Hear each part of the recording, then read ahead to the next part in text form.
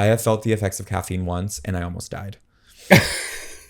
As in, like, it felt like I was coming up on Molly. And I was like, it's 3 p.m. on a Tuesday. Sean, you do Molly? It felt as if I had Molly in me from what people have told me that it feels like. Hello, and welcome back to Ex-Boyfriend Material. I'm Sean. No, that's wrong. You did it wrong. Oh, fuck. God damn. Should we just start over? Should we? You did it wrong. You did it so wrong. Okay. Hi, welcome to Ex-Boyfriend Material. This is my ex-boyfriend, Jahred. And this is my ex-boyfriend, Sean. I almost said Jahred. What is wrong with us? I don't know. We're so off. It's been a while. I know. We initially were like, okay, we're going to start off strong. We're going to go in with a lot of energy. And then I just started us off by messing up a bit. Yeah. But we can leave that one. I think it's kind of funny. I think it's good.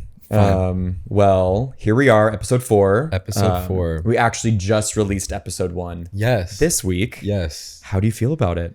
I feel good. I feel like I'm getting good feedback. I think it's funny because, like, you know, we're just starting this. Obviously, it's hard to like bring a podcast up from like the ground up. Yeah. And like our reels are doing well. Like, but I mean, the views on YouTube, it's like they're like the reels are like running circles around them. But of course. But we'll get there. We'll get there. We'll get there. I am definitely not as like scared anymore.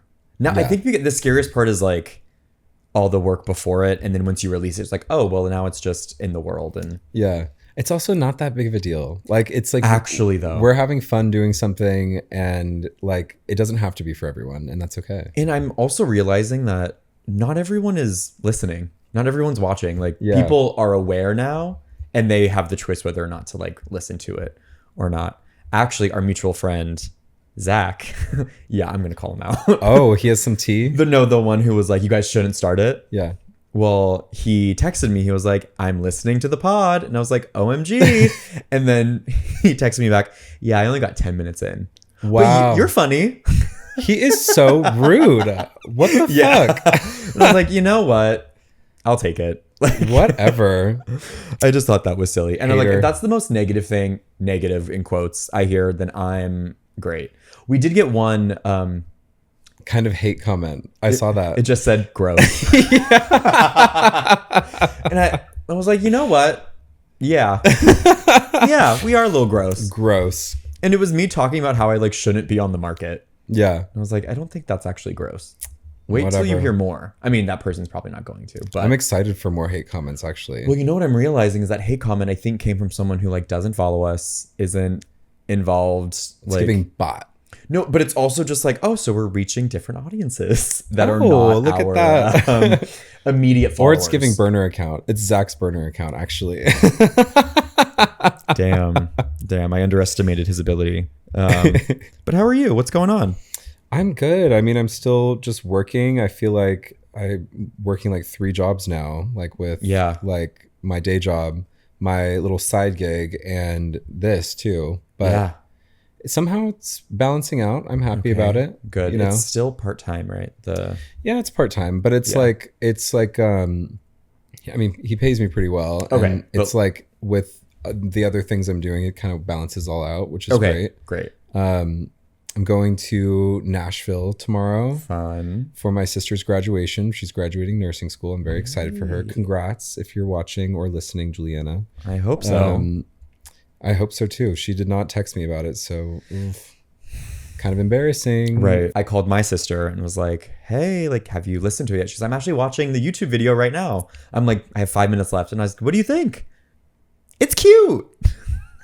I'm like, what does that mean? Yeah, whatever. Like, whatever. Anyway, so. And if it's not people's cup of tea, then whatever. But I honestly think the first episode, I'm proud of it. So very proud of the first episode. Yeah. But anyway, your sister is graduating. Yes, she's graduating. Oh, actually, on that note, though, like my other friend, he said that he like started listening to it, and he like, because it was me, he started like talking out loud as if he was responding. He was like, oh wait.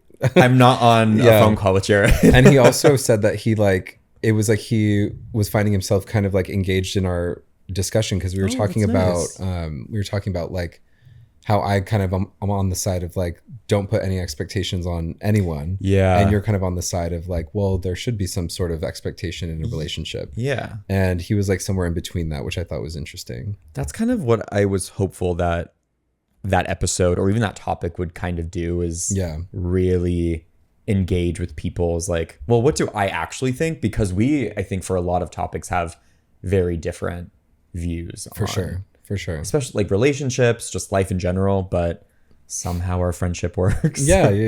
So it never feels like combative. Like we're never. No, because like, especially now that I'm a little older, yikes, a little bit, right? Mm-hmm. I can understand like, oh, I know where Jahred's coming from because of like his history or like how he sees things, and I also know that I can have an opinion too that is different, because I think a lot of my personality in my earlier years were rooted in like, well, what does that person think? Well, I'm going to think that too, because I want them to like me. And we're just going to be best friends because I just agree with everything they say. And now I feel more confident to be like, I don't think you're right at all.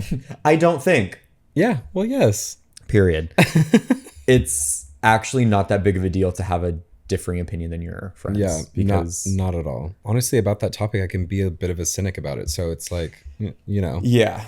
And I can also be a little too hopeful or too expecting of people. Yeah.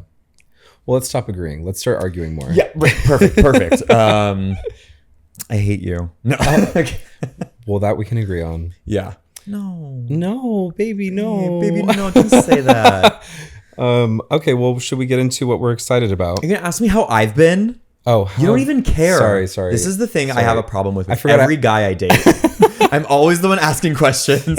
You're like, and I got what I needed to say, so should we turn on a movie? Well, you know what? You're asking questions, hoping they will ask them back. Does that make you that much better then? Gagged you a bit.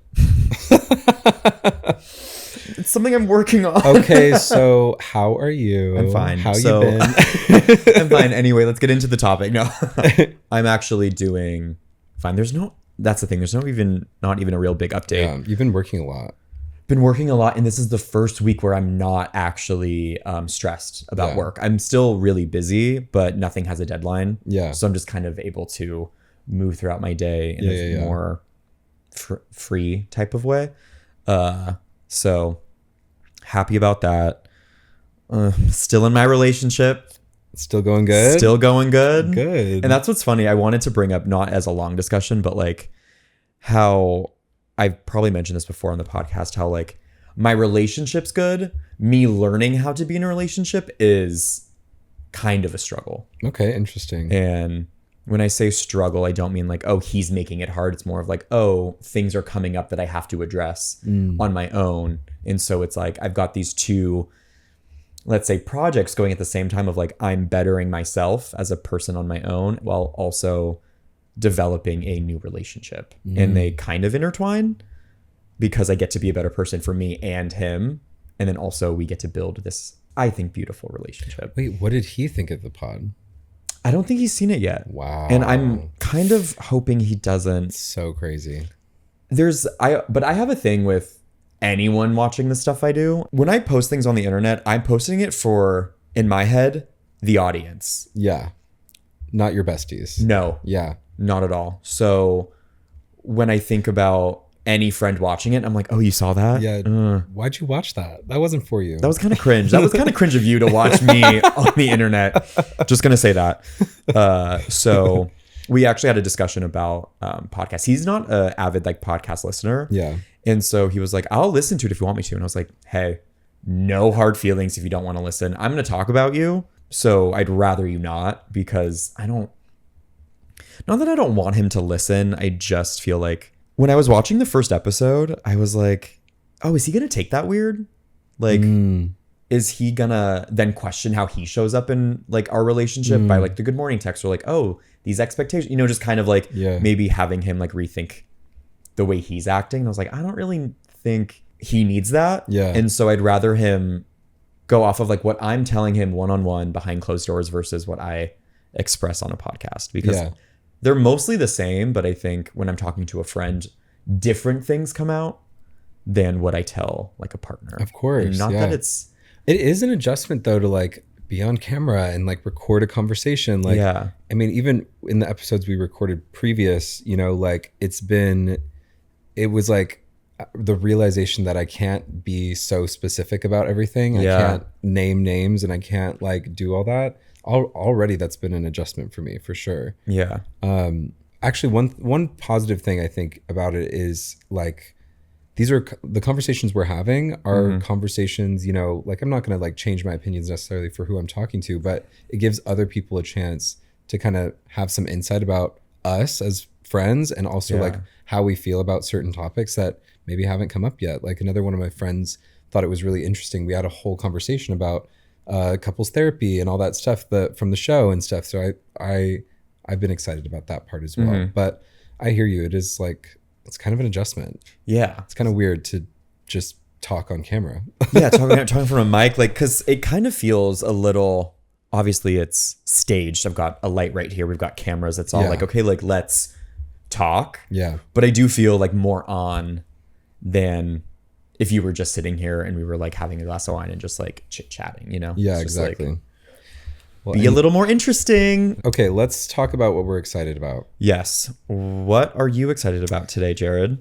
My topic is a little like risque. I'm excited about the Folsom Street Fair that I'm going to. Okay, fun. Yes, and I probably will be at it when this comes out, so I'm very excited. Nice. And I'm excited about napping.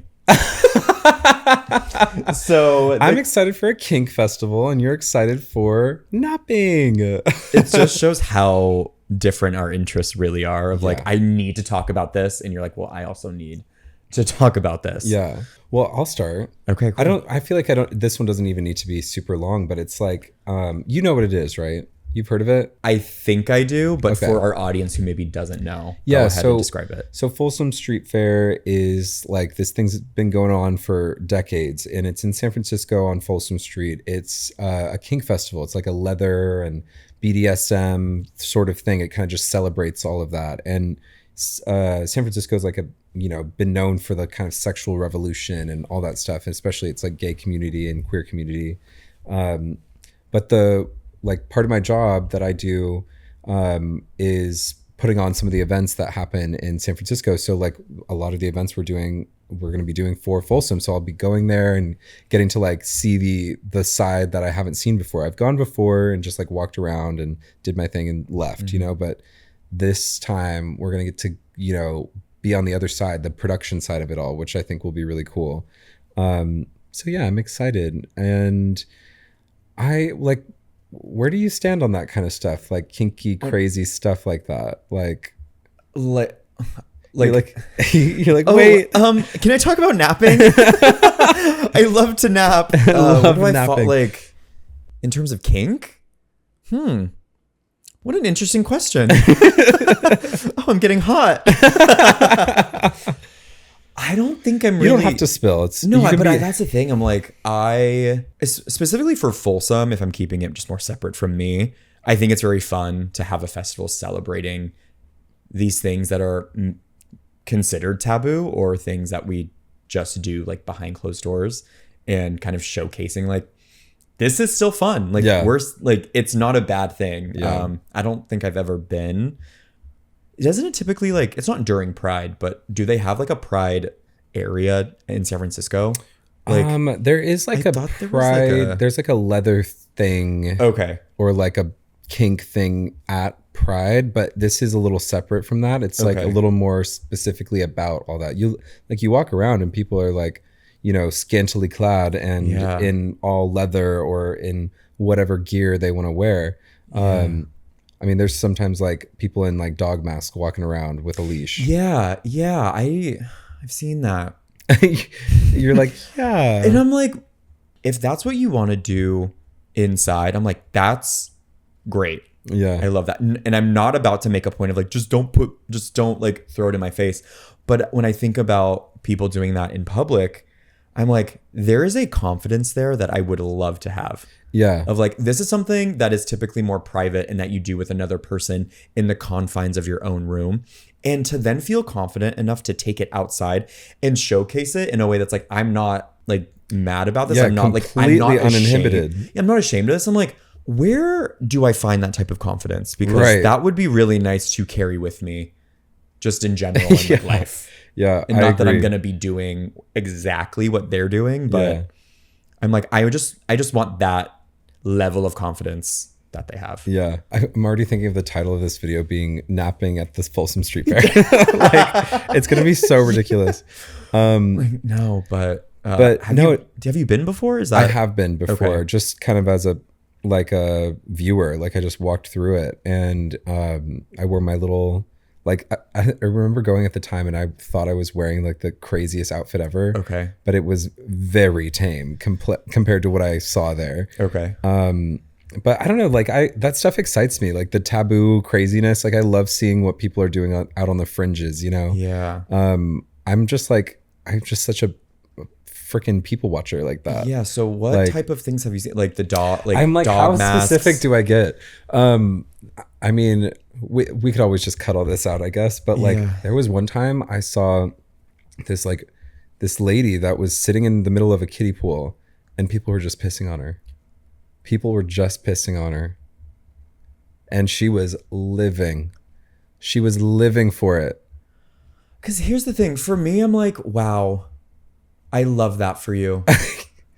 But why in public? And truly, again, I would reiterate, like, not that, like, you shouldn't be doing it so that other people don't see. But with anything. Like, oh my God. Like, because part of me is like, wow, I love that. Yeah. I love that she's doing that. Yeah. But also like, well, ooh, I don't know if I have to cut any of this. I'm like, my reaction. Wait, no, I just find it interesting. And I mean, obviously we shouldn't spill our own beans like to the public, but like about what we like. Yeah, exactly. Maybe not too specific, I guess. Yeah.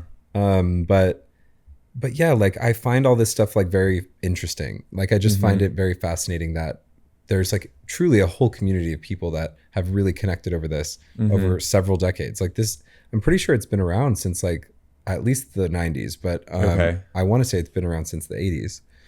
But yeah, like I'm really excited, and it's like a historic kind of thing. Like San Francisco has this way of making everybody feel like part of the community, and I always get excited to go. So, and that's what I like hearing you talk about it makes me realize like it really feels like this communal thing of, hey, there's this kind of like just the idea of pride, like, hey, like I'm gay, but there is this event that I can go to and just be completely myself. Yeah. And obviously this Folsom Street Fair is the same thing, but specifically for like sex and kinks and things like that, where I'm like, I'm realizing in myself, like, oh, I think there is a lot in me that feels a little, I don't know if ashamed is the right word, but like uncomfortable to even talk about stuff I do behind closed doors, because I haven't even necessarily explored everything myself of like what I'm into. I've never felt maybe safe enough in a relationship or even a hookup to express what I want. And these people are expressing what they want and they're doing it publicly. And I'm like, I think I'm just, again, the confidence of like, I want that, but I also want to do that alone first. Yeah. Not that I think I would participate in the Folsom Street Fair in the way that other people are doing, but it makes me think like, oh, I want to explore and do more. I don't know what that looks like for me, but this actually reminds me of something so random, but it'll make sense. Did you know that like, like Goop by Gwyneth Paltrow? Yes. She put out like this, it's not like a couples therapy thing, but she put out this like 4-episode documentary thing that was following these couples. I want to say, it's called Sex, Love, and Goop. That's what it was called.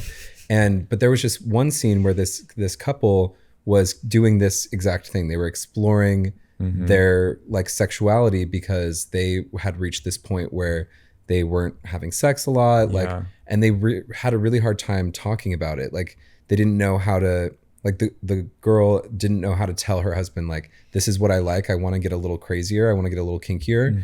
And he also, like, he thought he only liked one thing, and he came out the other end like with a very different experience. Like there was this moment where they meet with a sex therapist, and for anyone who doesn't know, that's really just someone who's kind of talking you and coaching you through these things that are kind of hard to talk about for some people, and helping you kind of like experience what you're trying to look for. And she just had both of them fully clothed, lay down on a table, and they started doing small little exercises, like, because she was explaining how people have different like erotic zones, on their body. Like for this girl, I'm pretty sure it was like something crazy. Like her arm and her elbow like really just got her in the mood. Like the way like he would like rub her leg. Like it's not like a sexual area, but it's like enough to like activate her mind.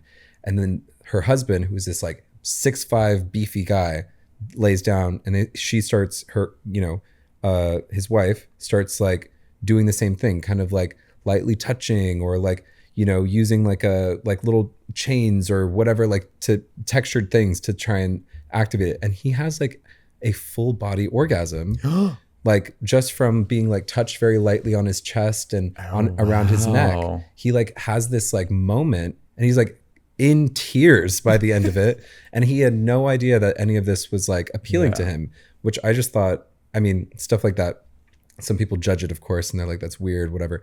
But in my head, I'm like seeing this couple, have this breakthrough where they're like becoming closer and like being able to do this thing together and learn about each other in a way that isn't necessarily like verbal, Yeah. So that makes me so happy. Isn't it cute? It's like the cutest thing I've heard. It is. But it's the whole thing about like communication in a relationship, but this feels so much more specific of like, let's sexually communicate. Let's just touch each other. Talking about sex sometimes isn't sexy. Oh, yeah. Yeah. It's hard. I don't think even in our relationship, I don't think we really, like, I don't have a lot of memories of it, but I don't think we really talked about a lot of like what we liked or what we wanted. And when we did, I actually do remember when you expressed what you wanted, I shut down because I was like, I don't think like that. I don't like that kind of thing. And I'm not going to air out like what those things were, but it was just like, you were a lot more open. Yeah. And I was like, oh, I don't even know how to talk about this, so I'm going to shut down, even though part of me was like, that sounds interesting. Like, I think I might like that too, but I think for me, it like threatened the relationship in some way. And I don't know if that even makes sense. Well, I think like, there's so much baggage around sex, like, and how you talk about it. And it's, like I said, like it's kind of hard to talk about and still feel sexy because you're getting too specific and it's vulnerable. It's so vulnerable. Part of you feels like I shouldn't have to express it. You should just know what I like. Or like you should be experienced enough to treat me how I want. Or even like we should have a strong enough connection that it's natural. Yeah. I really had that mentality for a while, like, but yeah, it's hard to talk about. And I mean, especially being gay, like I grew up in a really Christian household, and, like basically half of my family is super religious, and there was so much shame around it. Yeah. But I also think shame kind of informs some like sexy interests, like some kinky interest as well. So it's all layered in there. But yeah, like, do you feel, I wonder, like with you and your partner now, do you feel like you've had to have a talk about that? Like, how did that work for you? Yeah, we actually had a long talk about this like a couple weeks ago. Yeah. And it was the first time I felt safe enough with a partner, that that I was able to just express my wants and my needs and where I thought we were going to go, just in this specific like sexual space. Yeah. And I said probably like 2 to 3 times during that whole conversation, I'm very uncomfortable right now. Really? I'm very uncomfortable right now, but I feel like I need to tell you this. And this goes on to a deeper discussion of, I've never felt safe enough in friendships, relationships to express what I want in general. As simple as like, where do you want to eat? I don't know, whatever you want to do. Like, to go with the flow and not having an opinion or any sort of backbone when it comes to life. And I've been practicing this for the last like few years, ever since I started living alone. And I'm like, what I want matters, what I think matters, and doesn't mean it has to go my way all the time. But for me, I need to say what's on my mind. Yeah. So if someone's like, hey, like, what do you want to eat? I'm like, oh, I'd love a burrito. And they're like, oh, well, I could really go for Chinese. Then I will just go, okay, well, like, I could also go for Chinese too. A simple way to just, for me, go like, I said what I wanted, and I can also still go with the flow because I'm not tied to that specific outcome. Yeah. And so when it relates to my relationship, I'm like, I need to just say what I want. Doesn't mean it has to happen, you know? Yeah. I just need to know for myself that I advocated for me. Yeah. And I've never advocated for myself in a sexual way. And it was uncomfortable. It was really weird for me. And I am happy that I did it. It ended up being like a really great conversation. And like I don't know how to like even like not get too specific with it. It's hard. You don't want to get too specific. But I will like say that it was a conversation that I was happy to have, even though it was uncomfortable. And a lot of benefits like came from it.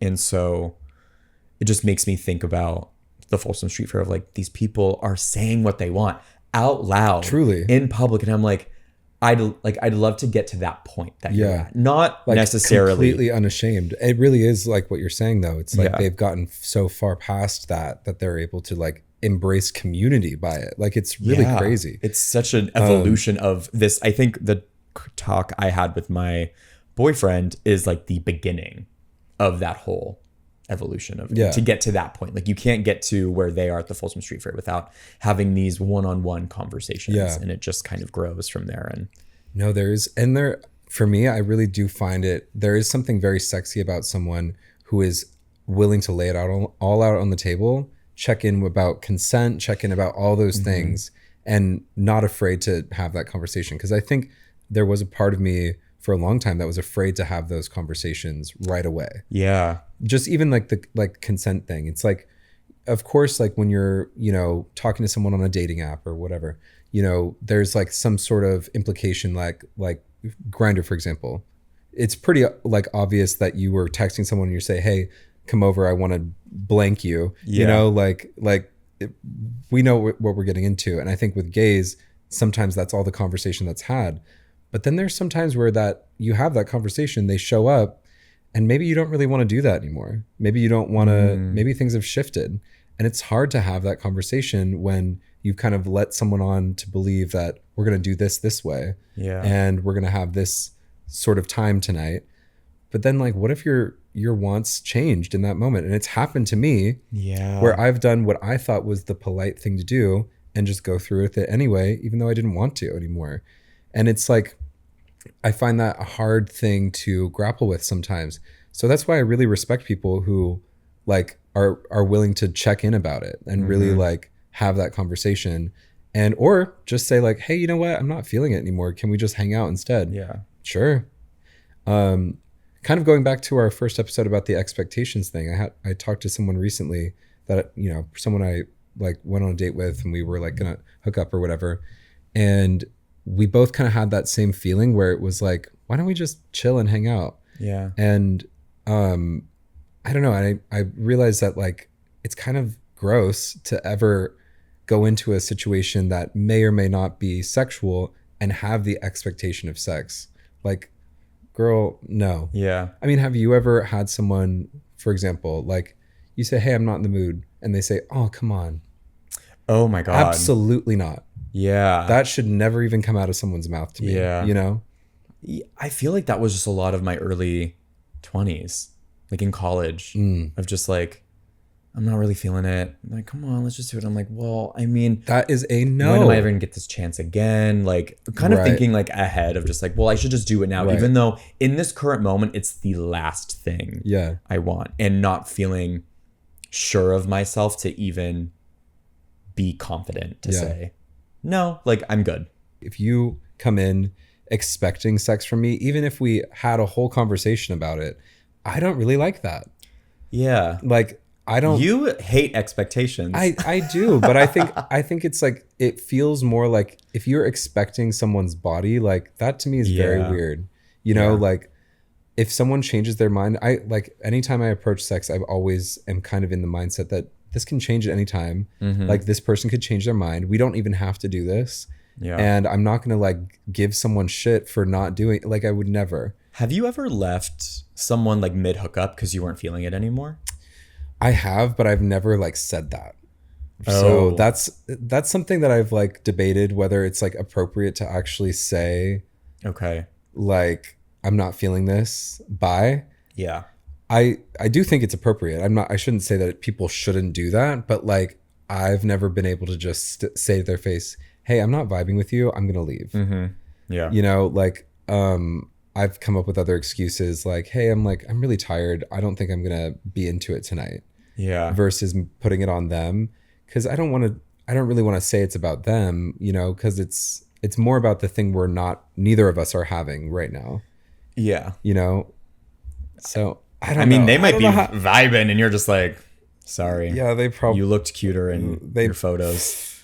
Girl, that has happened so many times too, where it's like that's why I've had to pull out this excuse to leave, because it's like, you just used photos from 10 years ago. Oop. You know, or you are using photos that are like conveniently not showing the face of the body that you're sending.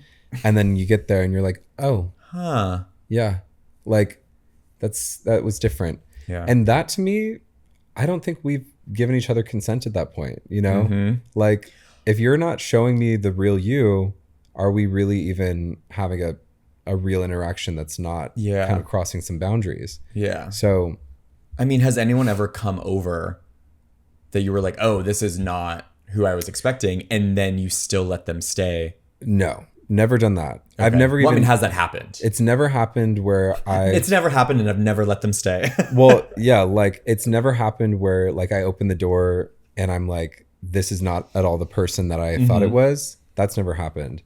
And because usually I feel like I'm so aware, like, we're in this age where it's like, we're also aware of like catfish and all that stuff. Yeah. God, catfish, that could be a whole topic. But we're all so aware of that I like I'm not really going to hook up with someone who's just sending me a photo and no social media, there's no like verification that this is a real person. Yeah. Cause they're out there. Like, all those people are like faking it. They're collecting pictures. They're doing whatever to sneak around and be nasty. But I would not react well. I don't think I would be able to hold it back at that point. Oh, no. But I guess catfishing with old photos of yourself, in a way, like, there's something to be said about that, because I think so. There are like older men on Grindr that will use photos from when they were young, that maybe those photos just look just enough, like just fresh enough to be like how they look now, but not quite. Yeah. And I don't like that either. I don't like that either. I have a friend, and I think you know this friend, who like, his profile photo is from like years ago, and you're just like, wow, this guy is so attractive.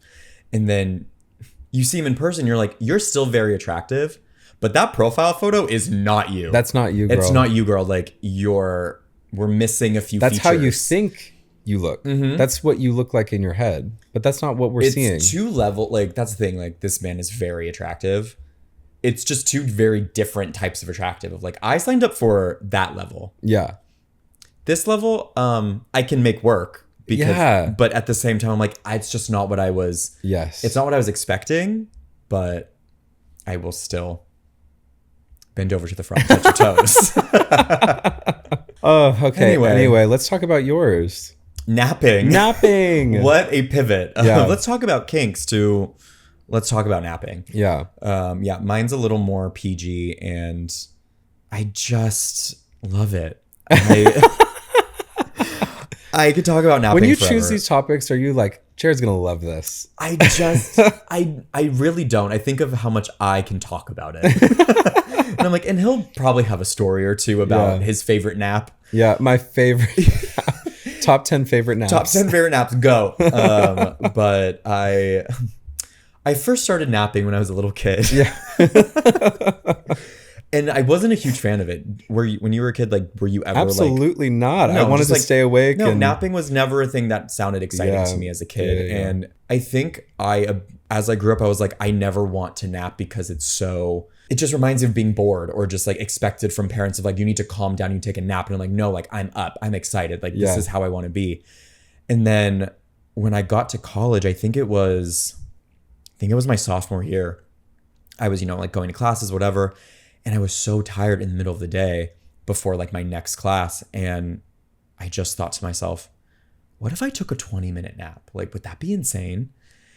And I took a nap, woke up, and it literally changed my life. Wow. Because I was like, I have so much energy now. Yeah. And went to class, whatever.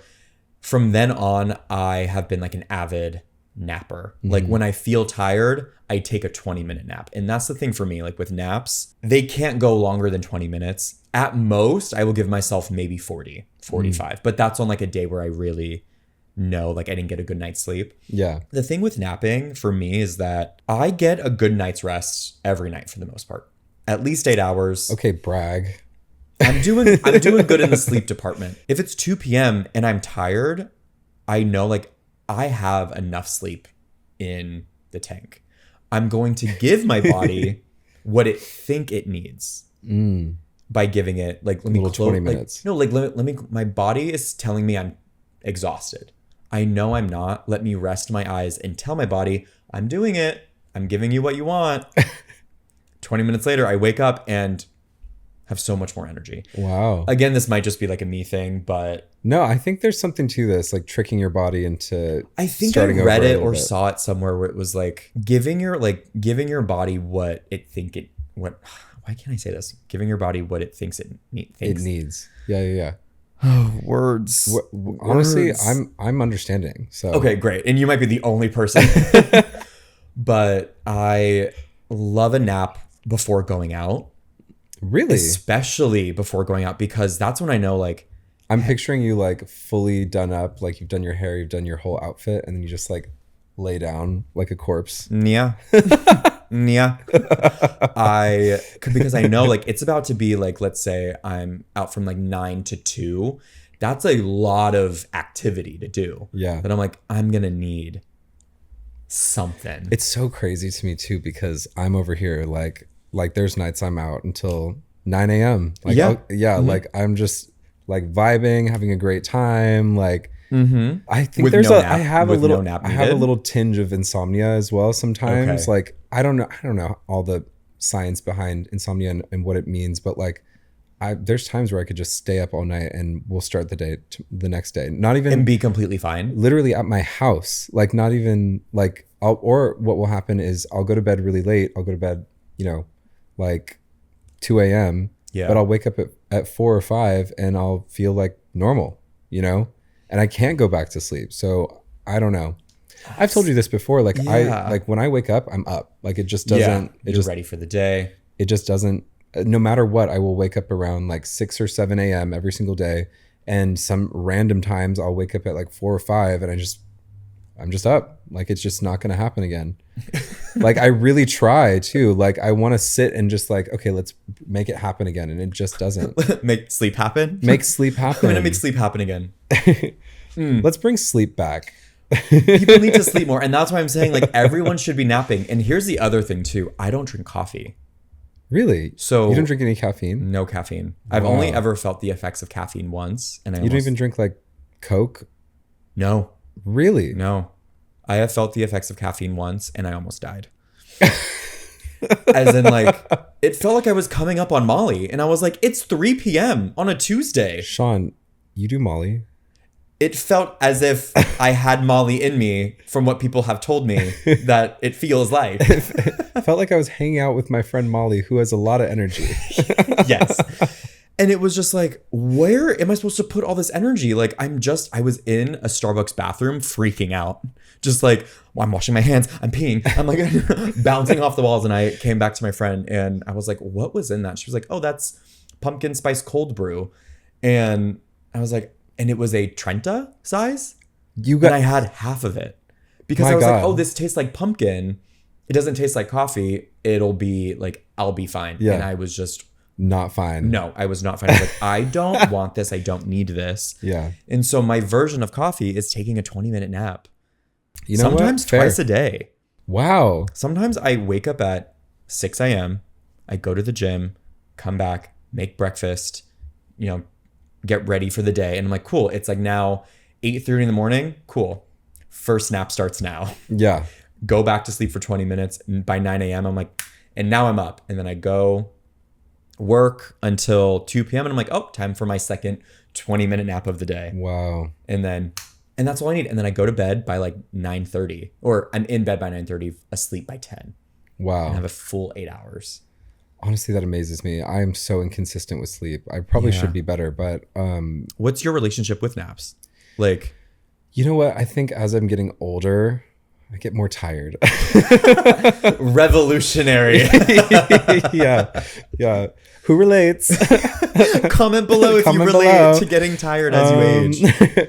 So there are times, like I think yesterday I had a very unintentional nap. Like I was like, you know, we've been posting stuff. So I got up to post. I immediately started working and doing all my other stuff. And I had like a million things going on because it really is like, I feel like I'm kind of juggling 3 different like jobs and mindsets to be in at all times with this stuff. I think it's kind of exhausting me like a little more than I expected, even though I'm not necessarily doing strenuous labor. My brain is bouncing between 3 different things. Yeah. Not to mention, I mean, I've never really talked about this on the pod, but like I'm a writer. I write creatively and I like do it as a passion project. So there's that side project as well. So I'm like in 4 different headspaces while I'm sitting at my desk. Yeah. And yeah, yesterday I said like, I feel really exhausted. Maybe I should just lay down for a sec. And I did. And I slept for an hour and got back up and I felt fine, you know, but it was still, I think 20 minutes is probably a little better because after an hour I was like, am I more tired? No, that's what I mean. Yeah. Like anything longer than 20 minutes, I think is going to make you more tired and it's going to give your body what it wants. Yeah. Of like, oh, like go to sleep for longer, even though it's like, it's 2 p.m. It's the middle of the day. Like, I'm going to need to fall asleep later. And it's not that this is a proven theory, but it is to me, like you're sleeping, like say for an hour, it's like, oh, my body didn't actually need this. So now I am like more tired waking up because it's like my body went through the whole process of falling asleep. When I think like 20 minutes is a good place to be in of like, my eyes are closed. Am I asleep? Am I not? Like I'm just resting. Mm-hmm.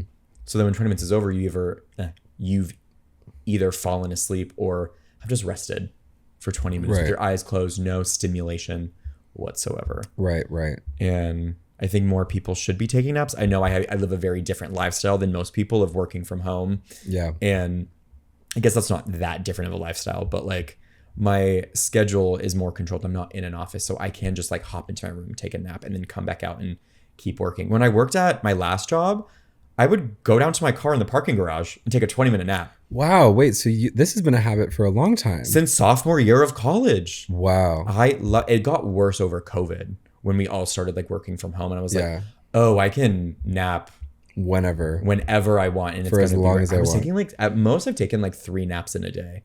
Sean, my God. But again, well, like, I guess if you're replacing coffee with that, like there's been times where I've drank like 3 big coffees in a day or like 3 Celsiuses. Poof, yeah, I'm like, girl. I think it's healthier than having an energy drink, but who's to say that I'm like totally fucking up my like body? No, but I don't think I am because I'm still falling asleep. I think that's true. As someone who drinks a lot of energy drinks and coffee and all that all the time, I think you're very on the money with that one. Yeah, I just don't.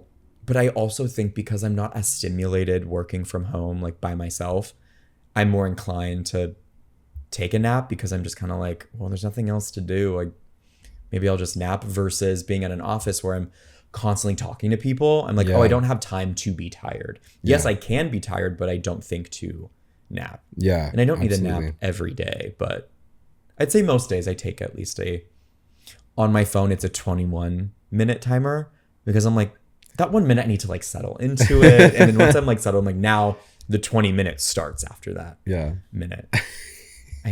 I love a good nap. I think it's better than coffee. It works for me. I found a system. It's clear that I don't need coffee. Clearly. I mean, I kind of wish I wasn't on it as much as I am because like, you know, you go a couple days without coffee and you have the insane headaches. Like, and then you're just like, well, guess what will help? Caffeine.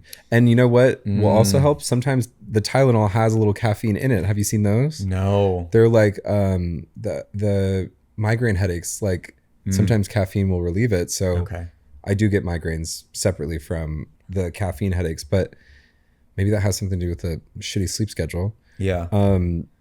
But yeah, they have caffeine in that too. So it's like you can't really avoid it once you've started it's this journey. Well, yes. You gotta be careful. Well, speaking of napping and circadian rhythm and being tired or whatever, what's exhausting you?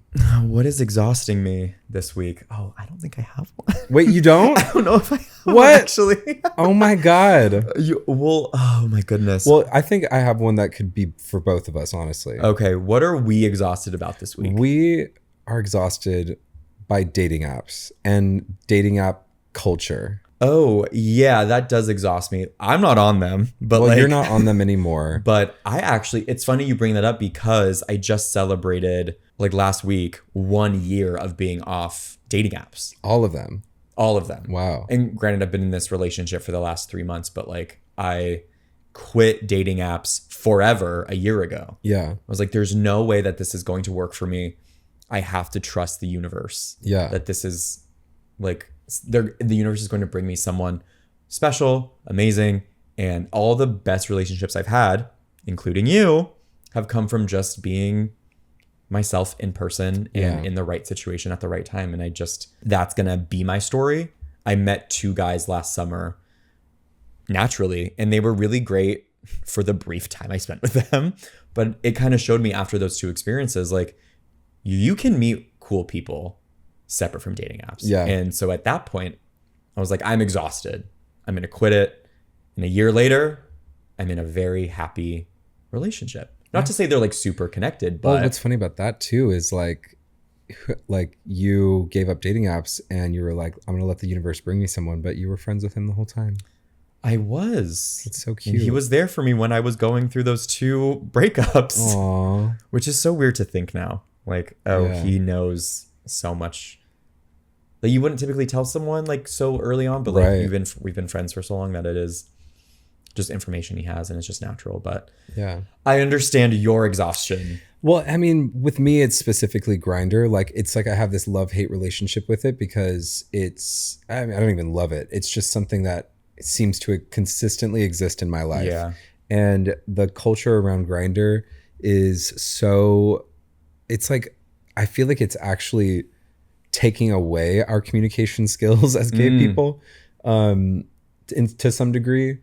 I see the benefits of it. There are like, honestly, I don't even think the hookup part is the biggest benefit of Grindr. I feel like honestly that is the way you find gays in your area, you know. Okay. And I've met people that maybe I thought were going to be hookups and then ended up being friends with through Grindr, you know. Yeah. Like some of my best friends, like to this day, I met on Grindr. Like so there are benefits, but like recently there's just been a few guys, like, you know, people that I had no intentions of hooking up with, but then they have these like freakouts. Like if I don't respond to them, they like have this freak out moment where they're like, or even the smallest ones where it's like, oh, so you're just not going to respond. Oh, so I'm ugly. So I'm ugly. Like, what do you want me to say to that? Yeah. Like, and it's a lose-lose no matter what. Like if I went in and was super honest with them and said like, hey, you're really not what I'm looking for. Yeah. That sounds horrible. Oh my God. Awful. Like I would hate that. You know, you're not my type. I hate saying that too. Like, not looking for you. Yeah. Not looking for you. What are you looking for? Not you. Not you. My God. Like, but then there's some people that really go on fucking rants and they're just like what will happen is a faceless profile will hit me up and they'll ask me for pictures or say something like, hey, what's up? And I'll ask them like, hey, can you send photos? Because I'm not going to talk to you without a photo. And then they send them and then I'm not into them and I stop responding. Ooh. Can you imagine? No, that would send me straight off a cliff. It's so bad. And it's just like, what else do I do? Like, what else do I do? So you're exhausted by being hot? Well, maybe. Yeah. Just like hot and, you know, people just constantly hitting me up and just expecting things of me. So are you exhausted about these people's responses to you or just the culture of I think dating apps in general? Or? I think people have lost like basic respect, like, yeah, and basic dignity, you know, like, I'm exhausted by these like these rants that people go on when they, maybe I'm like the last straw for them in that particular moment, but why are you taking it out on me? Like, why don't you just go talk to someone else about that? Like, yeah, like you're not gonna convince me by saying like, well, you should do this and you should do that because you responded to my earlier message and you seemed interested then and blah blah. Like, no. That's just a bunch of insecurity coming out, but a lot of probably childhood trauma, which I can relate to.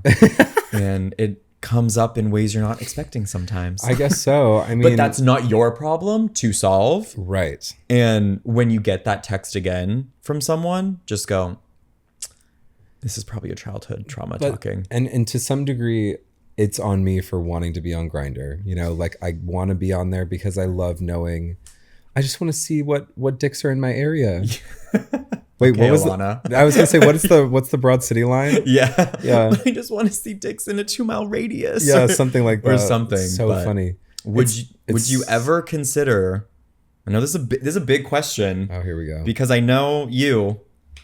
Would you ever consider just getting off every single dating app, including Grindr, Sniffies, every a hookup app, Hinge, like all this? Like, would you ever just stop?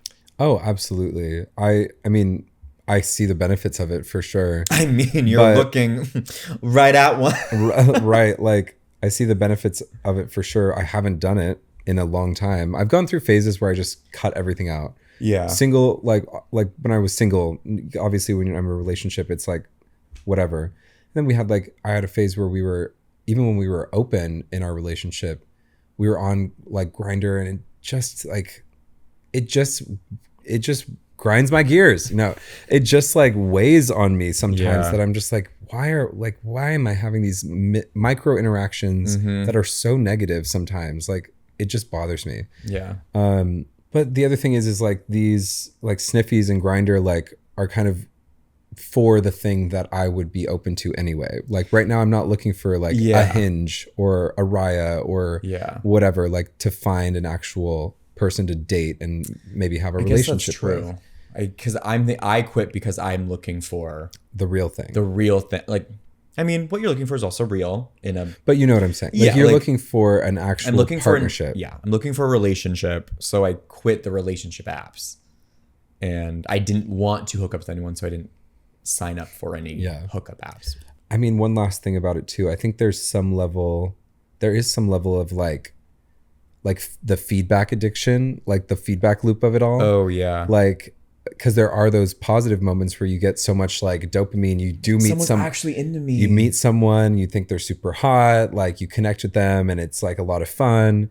But even that almost like encourages you to stay on it. Oh, for sure. Versus like, I mean, I don't think Grindr ever promised you like, we're gonna find you that next relationship. We're gonna find you a husband, girl.